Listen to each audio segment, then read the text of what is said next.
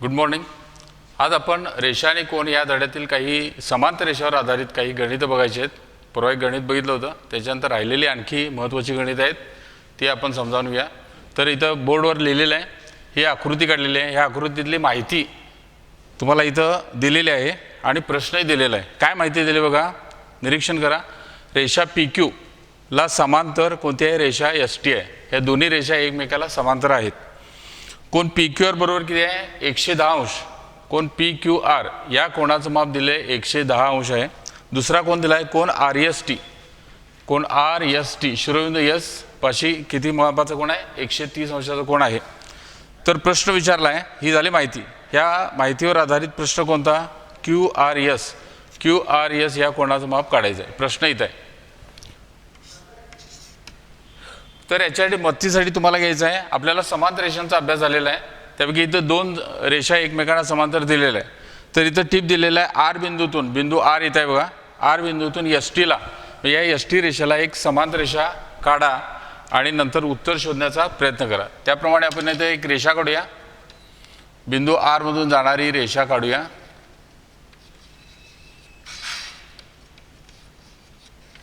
त्या रेषेला नाव देऊया आपण, कोणतंही नाव दिलं चालतंय. आपण घेऊया इथं ए बी नाही आहे, त्यामुळे आपण ए बी हे दोन बिंदू या रेषेवर घेऊया.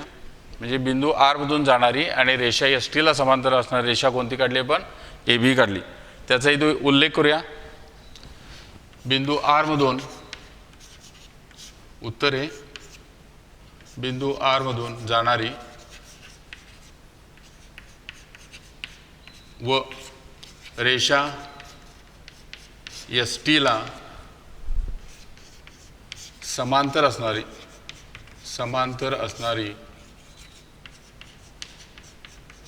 रेषा ए बी काढली.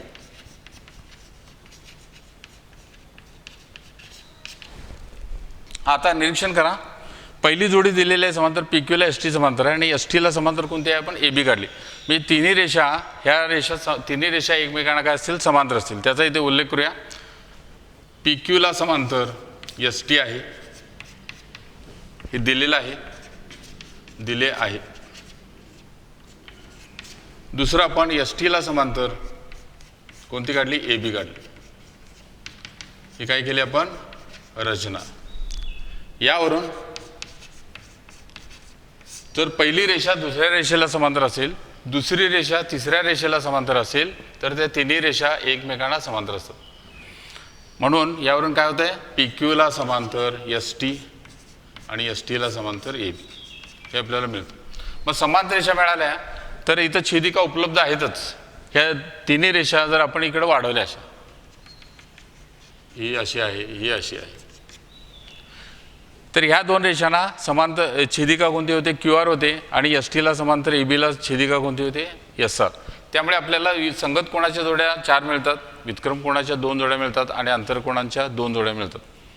या संबंधी आपण बघितलंय, समांतर रेषा असतील तर संगत कोण समान असतात, व्युत्क्रम कोण सुद्धा समान असतात, पण आंतर कोण कसे असतात एकमेकांना पूरक असतात.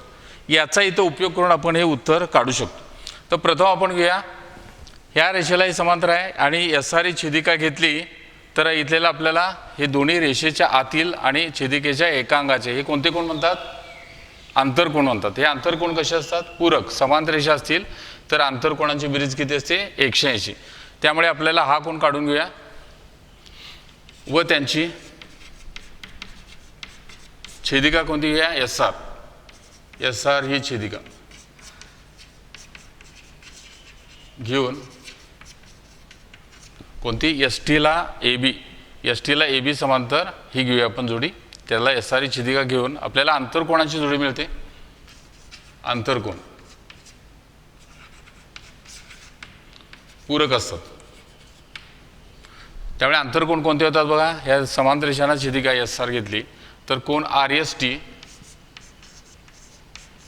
अधिक कोण आर एस टी अधिक कोण एस आर बी अधिक कोण एस आर बी बरोबर किती 180 अंश.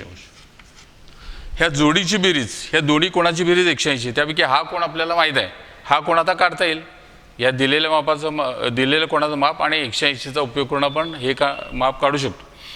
RST दिलेलं आहे त्याच्याखाली लिहूया 130 अधिक SRB माहीत नाही आपल्याला, त्याचा उल्लेख आहे तसा करूया आणि बरोबर किती 180. या समीकरणात दोन असंख्या उपलब्ध आहेत, दोन पदं आपल्याला माहिती आहेत आणि एक पद काढायचं आहे. त्यामुळे जे पद माहीत नाही ते एका बाजूला ठेवूया, ज्या बाजूला आहे त्या बाजूलाच ठेवूया आणि 180 बरोबर 130ला पक्षांतर करूया, वजा होणार आणि 180तून 130 गेले, किती राहिले 50. कोण SRB हे माप मिळालं आपल्याला 50.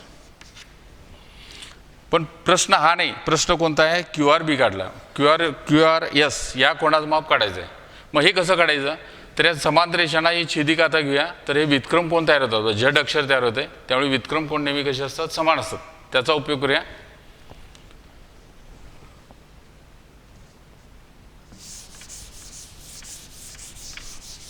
आता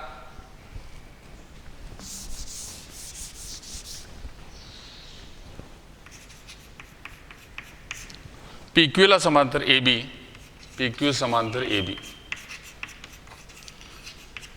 व त्यांची आता छेदिका PQ ला समांतर AB आहे, छेदिका कोणती आहे QR, ही गृहीत धरूया व त्यांची QR ही छेदिका घेऊन आपल्याला व्युत्क्रम कोण मिळतात, व्युत्क्रम कोण हे समान असणार, समांतर रेषा असतील, छेदिका असेल तर व्युत्क्रम कोणाची जोडी समान असेल. कोणते व्युत्क्रम कोण मिळतात, झड अक्षर तयार होते बघा, या दोन समांतर रेषांना ही छेदिका घेतली तर कोण PQR, कोण PQR शी समान कोणता होता आहे QRB, हे व्युत्क्रम कोणाची जोडी समान असते. त्यापैकी QRBचं माप दिलेलं आहे, किती आहे ते 110, त्याची नोंद इथं घ्या त्याच्या खाली.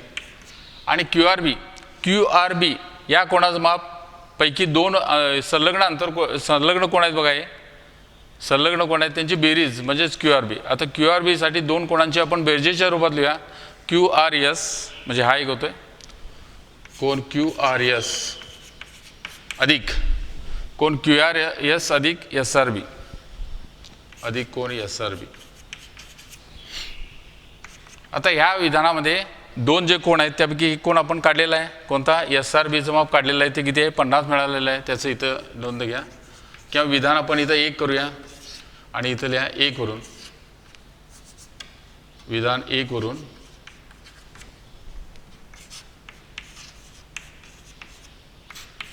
आणि वरील समीकरणातील जे 110 आहे ते आहे QRS आहे. SRB बद्दल आपण 50 का लिहिलं, त्याला विधान 1. आता याच्यामध्ये 50ला पक्षांतर करूया, इकडं डाव्या बाजूला घेऊया कारण डाव्या बाजूला संख्या आहे आणि म्हणून कोण QRS बरोबर इथं 110 आहेत आणि 50 या बाजूला आणले तर किती वजा 50 होणार आणि म्हणून QRS 110 मधून 50 गेले, किती राहिले 60 अंश आणि म्हणून QRS कोण QRS बरोबर किती 60 अंश, हे उत्तर. अशा प्रकारे काढू शकतो आपण. पहिला आपण घेतले समांतर रेषा, तिन्ही समांतर रेषा, तर रचनेची एक रेषा काढली, त्या दोन रेषा समांतर होत्या त्याला समांतर एक रेषा काढली, त्यापैकी एका रेषेला तिन्ही रेषा समांतर झाली, त्यापैकी एक छेदिका घेतली, या आंतर कोणाची बेरीज 180 असते, त्यापैकी हा कोण दिलेला आहे, त्याच्यावरनं 180तून 130 गेले, 180तून 130 गेले, किती राहिले 50. नंतर ह्या समांतर रेषा घेतल्या, ही दुसरी छेदिका आपण बदलली तर इथं व्युत्क्रम कोणाची जोडी समान असते 110, तर या दोन्ही कोणांची बेरीज किती 110, त्यापैकी हा 50 आहे, 110तून 50 गेले म्हणजे किती राहिले 60 अंश. दुसरं गणित बघूया आपण. या उदाहरणामध्ये आकृतीत जी माहिती दिली आहे त्या माहितीचा अर्थ असा आहे, PQ हे एक आरसा आहे आणि दुसरा आरसा कोणता आहे SR. हे दोन आरसे आहेत, हे दोन आरसे एकमेकांना समांतर आहेत, PQ समांतर RS. PQ RS हे दोन आरसे असून PQला समांतर कसं आहे RS, त्यात AB हा पतन किरण म्हणजे आरशाकडे जाणारा किरण, त्याच्यानंतर परावर्तन झालं आहे दुसऱ्या आरशावर, परत दुसऱ्या आरशावरनं परावर्तन झालं आहे कोणता CD हा परावर्तित किरण आहे. तर अशी अवस्था असेल तर ABला समांतर CD हे सिद्ध करायचं आहे. तर इथं तुम्हाला प्रकाश परावर्तनाचे नियम माहीत असतील. पतन किरण आरशाकडे गेला आणि परावर्तित किरण गेला तर त्या बिंदूपाशी जो पतन बिंदू आहे त्या बिंदूवर जर लंब काढला तर लंबामुळे त्या कोणाचं विभाजन होतं आहे, ते दोन्ही कोण कसे असतात समान असतात. हे विज्ञानमध्ये झालेलं आहे, त्याचा इथं उपयोग करून घेऊया आपण. बी बिंदूतून एक लंबरेषा काढूया, स्तंभिका म्हणतात त्याला.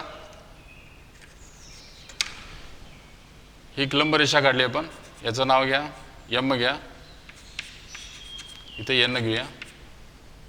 रचना बीएम लंब PQ व CN लंब, CN लंब आहे कोणाला RS, CN लंब RS काढले.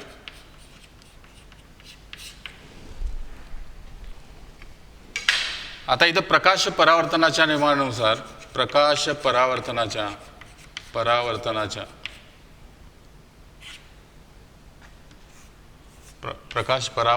नियमानुसार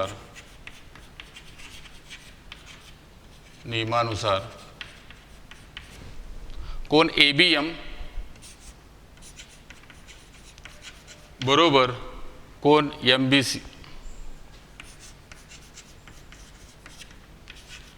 व कोण BCN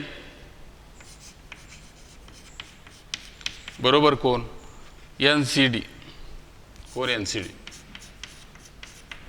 हे तुम्हाला माहिती झालेलं आहे. किंवा या आरशाकडे पतन किरण गेला तर त्या बिंदूपाशी आपण एक लंबरेषा काढली आणि नंतर परावर्तित किरण, इथं दोन कोण मिळतात. हे दोन्ही कोण नेहमी कसे असतात समान असतात. हा प्रकाश परावर्तनाचा नियम आहे. तिथं हे दोन्ही कोण समान मापाचे. इथं खुणा करू शकतो आपण, फुल्या घेऊया आणि इथं 0 0 घेऊया. इथेही तसंच ह्या बिंदू पतन बिंदूपाशी आपण एक लंबरेषा काढली तर विभाजन होतं कोणाचं, हे दोन्ही कोण नेहमी समान असतात. हे कोण सांगितलं आहे प्रकाश परावर्तनाचा नियम. त्यानुसार आपण हे लिखाण केलं, याला विधान 1 म्हणूया. आता बघा ह्या समांतर रेषांना छेदिका कोणती घेऊया BC. आता PQ हा आरसा आहे आणि त्याला समांतर आरसा कोणता RS हे दिलेलं आहे व त्यांची छेदिका ह्या दोन्ही समांतर रेषांना छेदिका कोणती आहे BC. छेदिका BC घेऊन समांतर रेषांना ही छेदिका असेल तर आपल्याला इथं संगत कोण काय प्रश्न नाही, कारण वरती छेदिका वाढवली नाही, इकडेही छेदिका वाढवली नाही, त्यामुळे संगत कोणाचा प्रश्न नाही इथं. बरं, इथं आपल्याला व्युत्क्रम कोण मिळतात. हे व्युत्क्रम कोण काय असतात नेहमी समान असतात. व्युत्क्रम कोण समान,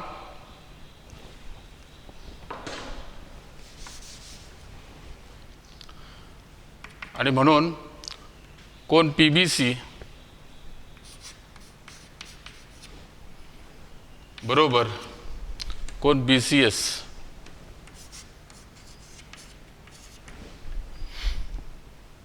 कोण BCS हे व्युत्क्रम कोण नेहमी समान. या ठिकाणी PQ ला समांतर RS आहे आणि PQ ला एक लंबरेषा काढली BM, तशीच CN ला RS ला लंब काढली कोणती CN. त्यामुळे या दोन्ही समांतर रेषांना लंबरेषा सुद्धा कशा असतात समांतर. ह्या समांतर असल्यामुळे BM आणि CN ह्या दोन्ही रेषा काय होतात एकमेकांना समांतर होतात. त्यांची छेदिका घेऊया आपण BC छेदिका घेतली तर व्युत्क्रम कोण मिळतात आपल्याला. हा या कोणाचा व्युत्क्रम कोण इथं मिळतो. हे दोन्ही कोण समान होतात, म्हणून कोण MBC या कोणाशी समान कोण BCN.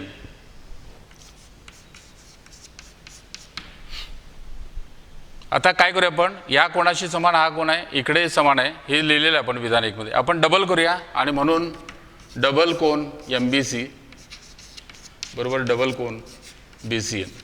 म्हणजे आपण समीकरणाला दोन्ही बाजूला कितीनं केलं आपण दुप्पट केली. आता डबल BMC MBC म्हणजे डबल केलं तर कोणता कोण तयार होतो कोण ABC, आणि म्हणून कोण ABC हे डबल केला. हा समजा 50 अंश असेल तर हाही 50 होणार, 50 मला 100 म्हणजे डबल होतो का, तसं इकडेही डबल होणार.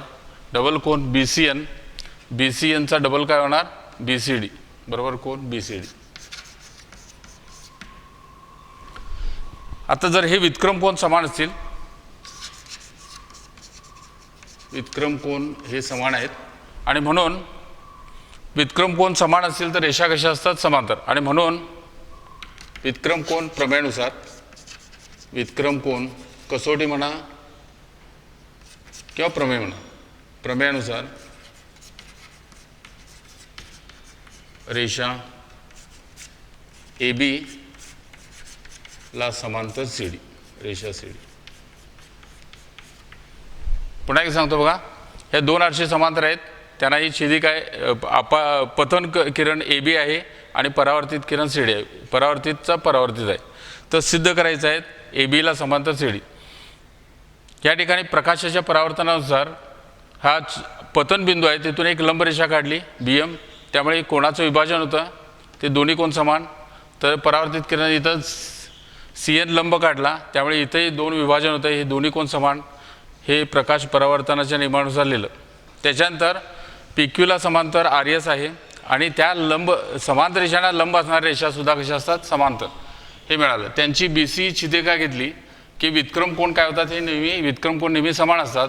हे व्युत्क्रम कोण समान असेल तर डबल केला आपण, डबल म्हणजे हा कोण तयार झाला आणि हा कोण, पण हे व्युत्क्रम कोण आहेत. आणि जर व्युत्क्रम कोण समान असतील तर त्या रेषा कशा असतात, AB ला समांतर CD. ही इथं आपल्याला सिद्धता याची मिळते. या ठिकाणी थांबूया आणि ह्या अभ्यासातील राहिलेली गणितं तुम्हाला करायची आहेत, ती पाठवा.